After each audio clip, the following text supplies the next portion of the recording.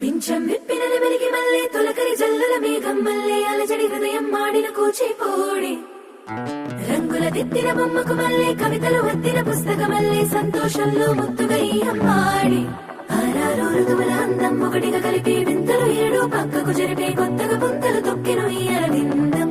అమ్మమ్మో తాండవమాడే కృష్ణుడి నుండి వేణువ గానం తీయగ పండి రాధకు ప్రాణం ముప్పొంగే ఆనందం